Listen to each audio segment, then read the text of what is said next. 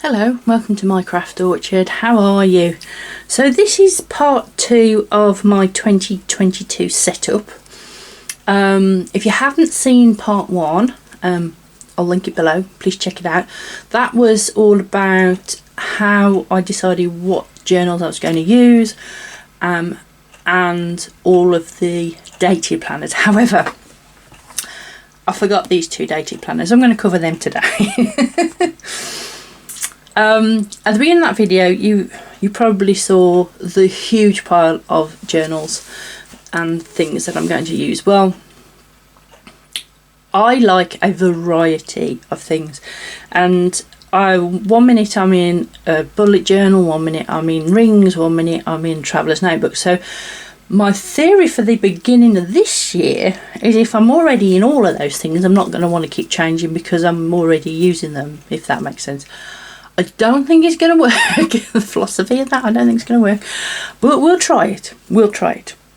So today, I'm going to go through all of these and what they are and how I'm going to use them. Just a quick look. Okay. So the first one on this big pile is this one. Now, I've already done a video on this. This is my brain dump, my work it out sort of notebook spreads, that sort of thing. So I will link the video of this, but this is still in the pile of things to look at. Okay, this one is a traveller's notebook, and it's a Moterm cover, which I absolutely love. And again, one of the reasons that I'm using so many is because I have so much of this lovely, these Moterm covers and things like that I want to use. And having them just sitting in the cupboard, there's just no point. And by putting a journal in and making sure I use them, then it makes me happy. And this is actually my personal finance sort of setup. And there's calendars I've printed off, stickers, and I've also got a Moleskine chapters in here. Now I don't think they do these anymore, but I had a couple in the stash, so I've put them in because I'm trying to use my stash up as well. So basically I've got a notebook in there which is going to hold things like trackers, which I'm not going to show you, lists of sinking funds and when money and that sort of going out. And in the front here I've got some envelopes for cash, which I'm going to make. This one's a Christmas money wallet. I'm actually, because these envelopes don't fit in there very well, I'm going to get some of my card stock and I'm going to make some of those. So that's why that's in there, because that's the template I'm going to use. So that's that one. Again, traveller's notebook. The other traveller's notebook I'm using is this one, which is actually my writing bullet journal.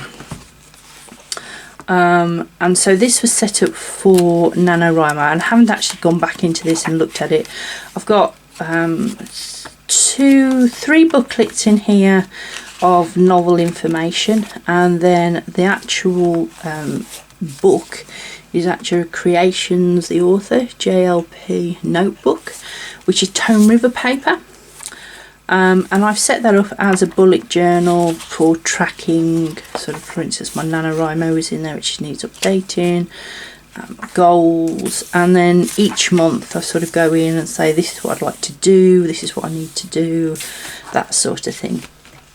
It's not something I will be using every day, but I will be looking at least once or twice a month. It's one of those sort of journals, that one. This one is just a plain brown notebook, which is lined. And again, I'm using this as a bullet journal for the business accounts. So I've put a calendar in there, and like I've done there, I'll put December. I'll just go through and stencil in each day, each month, and then on each month I can then write when the VAT's due, or the end of year, or all of those things I need to pay or remember, subscriptions for the business. That's for Daisy Craft, that is. Oh, which one shall I show you next? I will show you this one. Now I picked this one up out of the range, and it actually had a calendar that I put into my home journal, and then I've put the filofax monthlies in the front of here. And this is going to be my memory keeping. If you remember, last year for 2021 I used a bullet journal, and I started using it as a bullet journal and then I went away, but every month I still went back in and I drew out the month, and then I'd do a cover page for the month, and then anything that's happened. So when it was St George's Day or my birthday or you know, something like that, I would then go in and do like a double page spread on that idea for memory keeping. By putting it into rings, it means I can then also punch tickets and various other things to be putting in here. So the idea this time is I won't have to draw the months out because they're already printed. I can write on there all sorts of things that happen and things that are coming up. I can then do a monthly 2-page or 1-page spread of pictures and colours and washi tape and all those creative things, and then I can put in tickets and things that happen. For instance, I know for a fact this year 2022 we've got the Golden Jubilee weekend, so that's a 4-day holiday here in the UK, plus we've got the Commonwealth Games, which is local, and we have tickets to go to that. It's weightlifting, not bodybuilding, weightlifting I think, but we have tickets, and so it's an experience, and I'm going to want to record that in my 2022 binder for the year. So I'm looking forward to using that, I have to say. The next one, and I'm going through this a bit quick, but there's quite a lot to get through. Now, isn't this amazing? This was a Christmas present off my sister. This is a Moterm cover in green, and I've actually got the A5 of this in green, which I'm not using at the moment because it's still housing last year's memory keeping, but as soon as that's finished at the end of December, it will go onto one of these other journals, covers, things I've got. So what I've done in here is I've put the perpetual calendar that I got from the last subscription box from Upsa Daisy in the front, and for this I'm just going to write down every day things to remember, things like do my weekly review, update, do my monthly reviews, do my quarterly reviews, all of those sort of journaling type things, and what day I'm going to do them on, just so I know that every single month I am looking at every single journal in this stack that we're looking at. And then this one, I actually took apart a Hobonichi Weeks because all of the notepaper at the back I wasn't using, I hadn't used.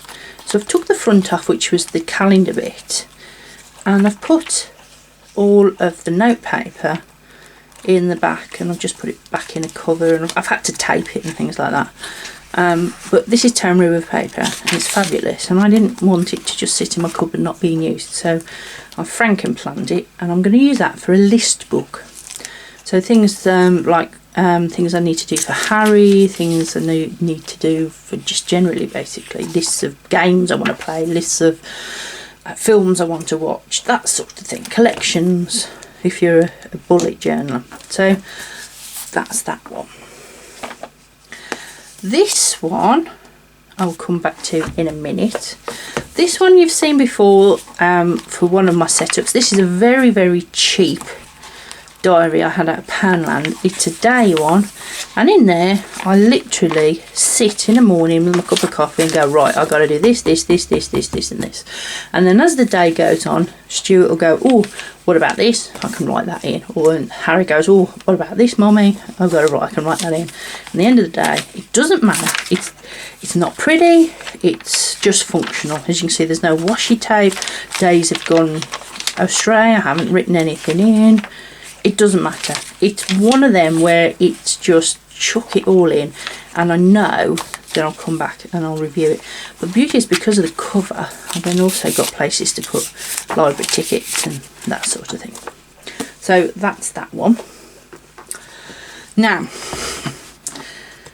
this one and I'm going to go through this one in a lot more depth, is off Amazon, and it's a Inamio diary. I have started using it because it started in November, and there's a lot of videos on this, and it has been claimed that this is similar to the Hobonichi cousin. The only difference that it doesn't have is all the days at the back. It has a bit of plain paper. There's about, I think I worked out to be about 31 pages or something like that at the back, which I can use for, where I've actually made a note there of things I could use all these pages for.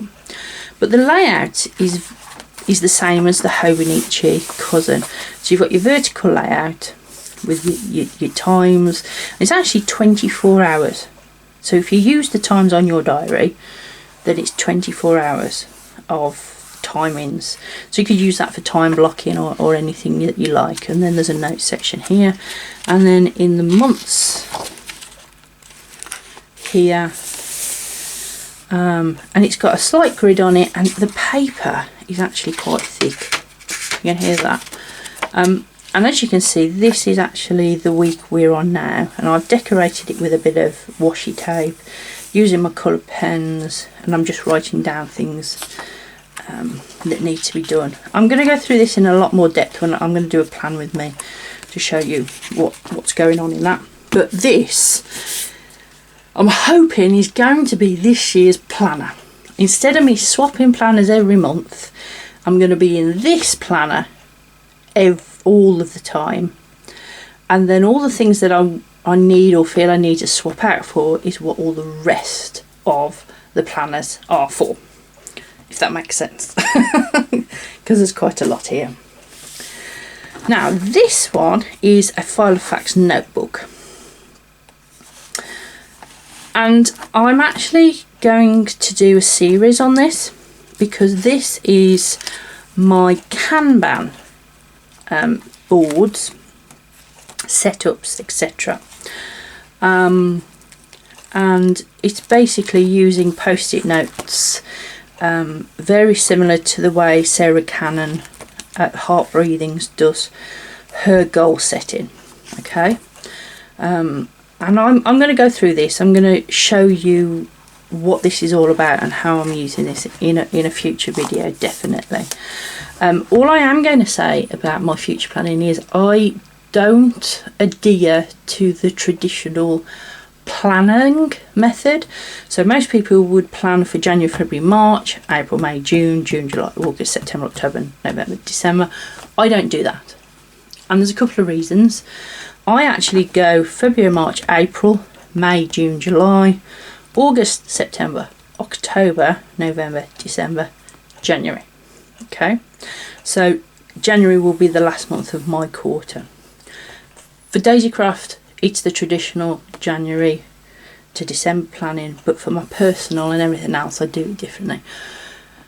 There are several reasons which I'll go into, but just so you're why I do that is because if I make a New Year's resolution or a decision now at the beginning of January, by the time end of January comes, I've broken it. It's not going to happen. For instance, I'm going on a diet. Ooh, lovely. Starting on the 1st of January is so impractical, it's ridiculous, because I've still got chocolate from Christmas, booze from Christmas. It's dark, it's miserable. Do I want to go to the gym? You know, all of that. It's just really an impractical time to start a diet, start going to the gym. All of those things. My head is still full of Christmas. My head is still full of, you know, all of those sort of things. And at the beginning of January, Harry is still off school, so me actually trying to have a conversation with my husband while the kids are, while he's off, is just not going to happen. So by starting my quarter in February, it means I'm better prepared. I've had that month to have a think about it, a couple of weeks to settle back into work after the holidays and that sort of thing.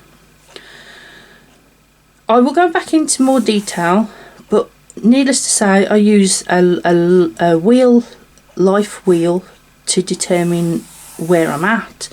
I pick a couple of projects which I then put down into post-it notes, and then for the quarter, and then every week I go back into that and I pick out the post-it notes for the focus area. So this is my home journal. If you looked at my last video, you'll see I've already looked at this.